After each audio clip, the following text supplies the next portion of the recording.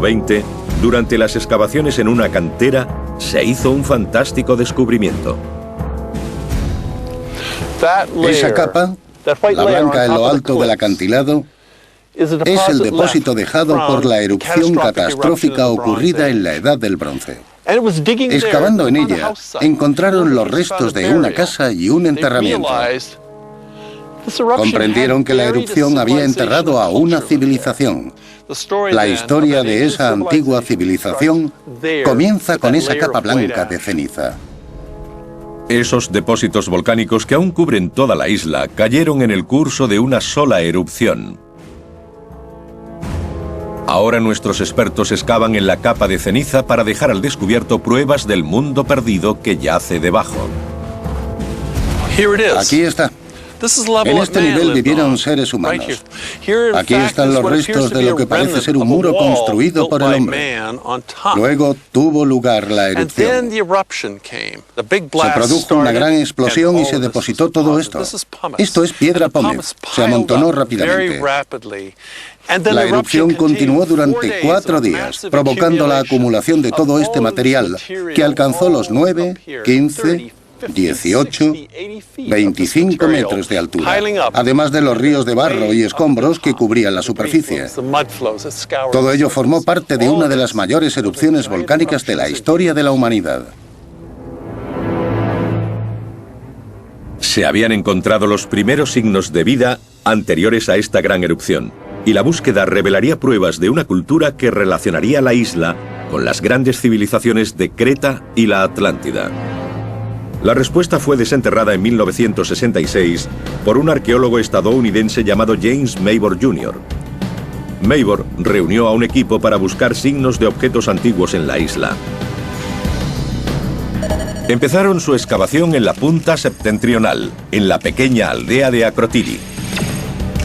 Les acompañó la suerte y encontraron un antiguo muro enterrado bajo 9 metros de roca volcánica. A medida que profundizaban, el muro se convirtió en una casa y la excavación desveló una calle empedrada. En su primer intento, el equipo de Mavor había descubierto una extraordinaria ciudad, perfectamente conservada en las cenizas de una erupción volcánica. Hablamos de una cultura brillante, una civilización con tecnología muy avanzada en todos los sentidos, pero especialmente en la construcción. El descubrimiento fue recibido como uno de los más importantes de la arqueología clásica. La ciudad estaba prácticamente intacta. Como en Pompeya, en Italia, la ceniza volcánica había cubierto la población preservándola de los elementos. Sus contenidos se habían conservado durante más de 30 siglos. La enorme tarea de desenterrar la ciudad continúa en la actualidad. Con cada centímetro de ceniza eliminada, aparecen nuevas pistas de la civilización que vivió aquí. Y como se describía en la leyenda de la Atlántida, vemos logros muy sofisticados para su época. Cuando vine por primera vez a Akrotiri, esperaba encontrar algo relativamente sencillo, pero comprendí que esta ciudad tenía edificios de varios pisos, y me refiero a 2 y 3 plantas. En un momento dado, me di cuenta de que estaba caminando por la 3ª planta de un edificio que había sido construido hacía 3.500 años. Era realmente impresionante. Akrotiri es un descubrimiento verdaderamente extraordinario. Una ciudad organizada con un conjunto estructurado de caminos interconectados. La forma más antigua de planteamiento urbano descubierta y varios siglos más avanzada que cualquier cosa conocida de ese periodo. Los arqueólogos han cartografiado cada centímetro de la ciudad y a partir de su información, nuestro equipo ha construido modelos generados por ordenador. Ahora estamos recorriendo las calles e interactuando con los edificios de una sofisticada comunidad que fue destruida en la cima de su poder hace miles de años. Igual que hemos visto en el Palacio de Knossos, en Akrotiri hay complejos edificios de varias plantas, construidos con madera y piedra. Las cañerías son incluso más elaboradas. El agua llegaba a cada casa y un sistema de alcantarillado recorría toda la ciudad. Hay un sistema de alcantarillado perfecto bajo las calles, conectado con los cuartos de baño de los pisos superiores de los edificios. Pasarían al menos 1000 años antes de que fuera común encontrar cuartos de baño en las casas. El descubrimiento de este cuarto de baño, como cabe imaginar, fue verdaderamente importante. Hay que tener en cuenta que se tardaron cientos de años en incluir los cuartos de baño dentro de las casas. No solo sorprendió el descubrimiento de un baño, sino su ingenioso diseño. Los residuos caían por una tubería de arcilla hasta una cámara inferior, donde el agua del alcantarillado de toda la ciudad los arrastraba hasta un pozo negro. Las cañerías estaban interconectadas de modo que se creaba un efecto sifón aspirando los malos olores de los baños. El diseño estaba siglos por delante de su tiempo. Este sofisticado sistema de gestión de aguas coincide con las historias de la Atlántida, en las que Platón describió antiguas ciudades equipadas con agua corriente, fría y caliente. Pero en Akrotiri se produjo un descubrimiento crucial que dio más credibilidad a la idea de que Santorini era la isla que estaba en el centro de la Atlántida. Un fresco que revelaba cómo era la vida en la isla hace 3500 años. Tuvimos la suerte de encontrar una imagen de cómo era este paisaje. Aquí está la Akrotiri peninsular. Muestra un perfil de la isla, con 1, 2 y 3 picos. Más abajo vemos un canal que rodea la isla central. Es una isla bastante grande y sobre ella la ciudad. Vivían en esa isla central.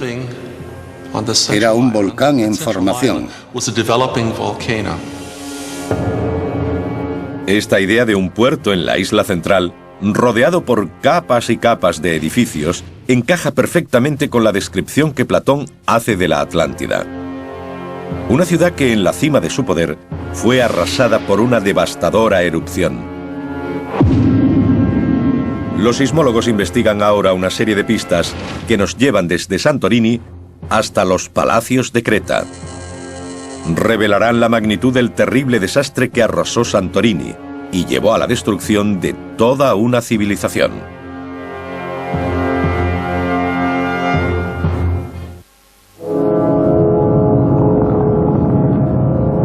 En el corazón del Mediterráneo se ha descubierto un mundo perdido.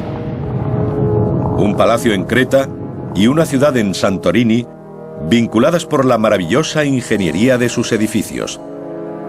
Los arqueólogos han abierto una puerta a una cultura muy avanzada, conocida hoy como minoica. Prosperó hace 3500 años, y muchos creen que lo que dejó atrás dio pie al mito de la Atlántida. Desde el descubrimiento del Palacio de Cnosos en 1900, los arqueólogos han ampliado su búsqueda. Actualmente, se ha descubierto una red de antiguas ciudades y palacios a lo largo y ancho de Creta.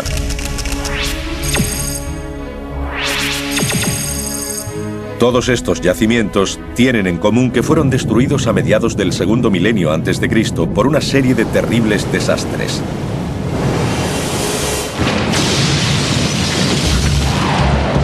Según el filósofo griego Platón, la Atlántida también fue destruida en un solo día. La tierra fue tragada por el mar.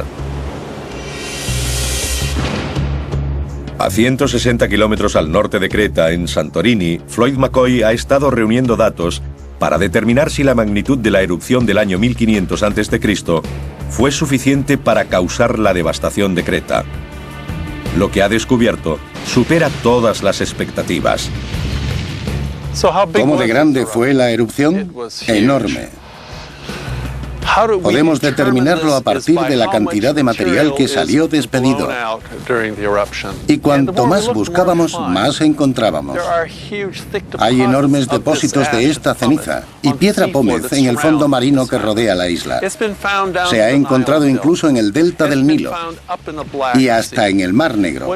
Si cogemos todo este material y calculamos su volumen, nos da como resultado una erupción quizá 10 veces superior a la del Krakatoa de 1883.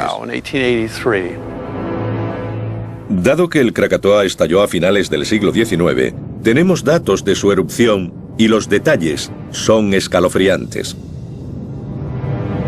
La erupción lanzó a la atmósfera más de 4 kilómetros cúbicos de roca, ceniza y piedra pómez, matando a 36.400 personas. Pero habría sido pequeña comparada con la de Santorini. Fue enorme y ocurrió en medio de una civilización floreciente.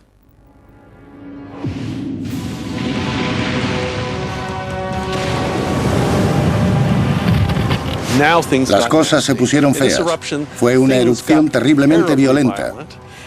Y la mezcla del agua con el magma produjo lo que se llaman flujos piroclásticos, que a su paso destruían todo lo que no había quedado enterrado por la piedra pómez.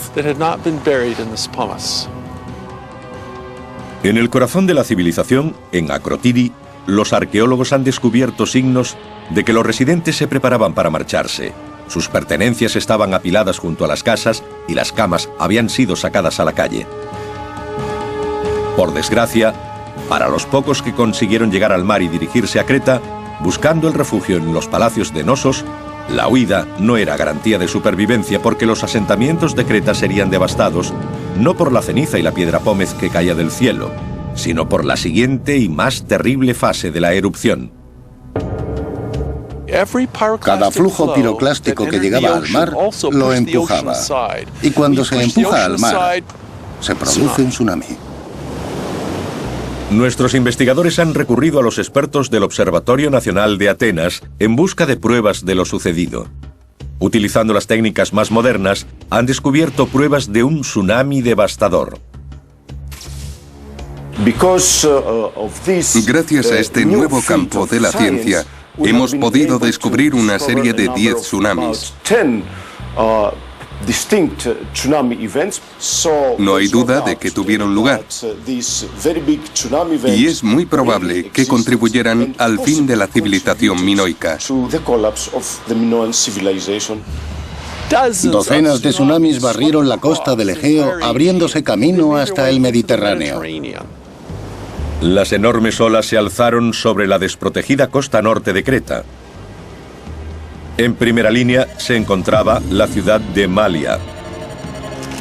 A pocos metros de la orilla del mar se alzaba un magnífico palacio, cuyas construcciones seguían el mismo diseño del palacio de Nosos.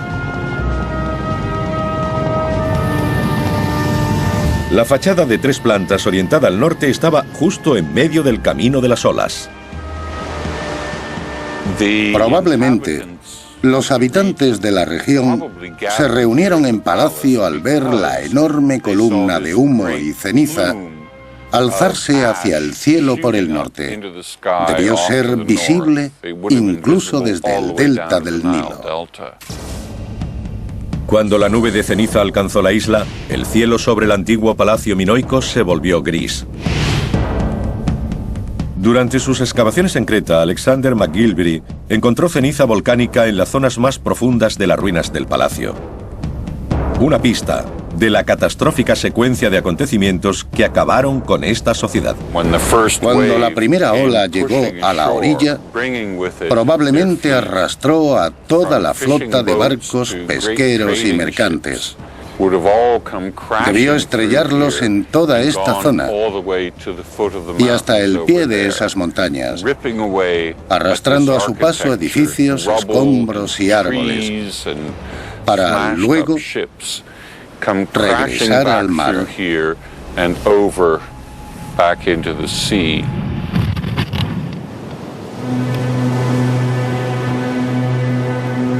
Tal escenario de destrucción se repitió a lo largo de toda la costa de Creta y más allá. Ni siquiera los brillantes constructores de los grandes muros reforzados del Palacio de Knossos pudieron prever el poder de los temblores que acompañaron a aquellas olas. Estremecieron la isla. Enormes terremotos provocados por la erupción del volcán sacudieron el palacio hasta sus cimientos. La devastación de esta antigua civilización fue total. Hoy, mucho después de que la destrucción golpeara el Mediterráneo, la búsqueda de la relación de estos lugares con la historia de la Atlántida ha dado un nuevo giro.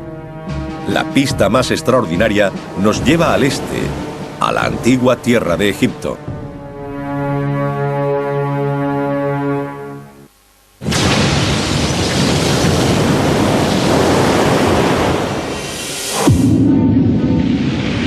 Para los supervivientes de la mayor erupción volcánica de la historia, la vida en el Mediterráneo se convirtió en un infierno. Miles de personas perdieron la vida. Los tsunamis habían envenenado la tierra con agua salada y el aire estaba cargado de gases nocivos. La isla de Santorini, en el centro de este mundo recién descubierto, fue destruida tal como Platón describió al final de la Atlántida. Había volado en pedazos y había sido tragada por el mar. A 160 kilómetros, los palacios de Creta habían sido arrasados por terremotos y tragados por olas gigantescas. En busca de pruebas de supervivientes de este cataclismo, nuestros investigadores dan forma al último capítulo de la vida de esta extraordinaria civilización. Cuando el tsunami barrió esta zona y redujo este edificio que tengo tras de mí a los cimientos, la mejor forma que tuvieron los supervivientes de salir adelante fue dirigirse a la nación más poderosa y rica de la época a pedir ayuda. Alexander McGillivray cree que los supervivientes acudieron a sus socios comerciales, los egipcios. Pudo venir gente de todas partes a colaborar, con el faraón egipcio aportando riquezas y quizá mano de obra. La estrecha relación con Egipto es probablemente el lazo más importante establecido por los investigadores entre esta civilización y la historia de la Atlántida. Porque el origen del mito de la Atlántida es egipcio, no griego. En el 590 a.C., en el santuario más sagrado de la capital egipcia, el gran arconte griego Solón vio unas viejas inscripciones que tenían casi 1000 años de antigüedad. Hablaban de la existencia de una civilización de gran poder y prestigio, gobernando todas las tierras al oeste de Egipto. Cuando Solón regresó a su tierra, la historia de la Atlántida se convirtió en parte del folclore griego. Relato contado en fiestas y transmitido de una generación a otra, hasta que en el 370 a.C., Platón escribió su versión de la leyenda egipcia. Ahora, en la pared de una tumba egipcia, los investigadores han descubierto unas inscripciones que creen son los textos originales mostrados a Solón. Resulta que Solón debió inventarse el nombre de Atlántida, porque los egipcios llamaban a la gente de este antiguo mundo por otro nombre. Era Keftiu, que es como denominaban a la gente de Creta, la isla que estaba en el centro de este mundo perdido. ¿Qué les sucedió a los supervivientes de esta notable civilización? En Creta hay pruebas de que los Keftiu empezaron a recuperarse tras los efectos de la catastrófica erupción. Pero los supervivientes eran muy vulnerables y poco después de la catástrofe, guerreros griegos invadieron la isla. Los minoicos no contaban con la fuerza ni el número para repeler a los invasores, y la isla cayó. Eso significó el final de una de las mayores civilizaciones de la historia de la humanidad. Las sofisticadas técnicas de ingeniería y la extraordinaria arquitectura que dieron a esta gente una identidad única desaparecieron para siempre. los griegos pasaron a dominar todo el mundo occidental y desarrollaron una cultura en la que están basadas todas nuestras sociedades, pero las cosas podrían haber sido muy diferentes. De no haber sido por el tsunami y la erupción del volcán Tera, probablemente estaríamos leyendo a Platón en minoico. Los minoicos habrían continuado extendiendo su imperio hasta Grecia. Probablemente la Casa Blanca tendría ahora un aspecto más parecido al Palacio de Cnosos que a la arquitectura clásica griega. Aún quedan muchas preguntas por responder que podrían arrojar luz sobre la relación entre los grandes palacios, ciudades y templos de Creta y Santorini, y entre las misteriosas leyendas de los Keftio egipcios y la Atlántida de Platón. En Santorini aún queda mucho por excavar y el fondo marino no ha sido explorado. Pero el tiempo podría estar acabándose. En el corazón de la caldera, bajo los acantilados de la actual Santorini, está Nea Kameni, o Nueva Caldera, lugar donde se encuentra el volcán que sigue activo.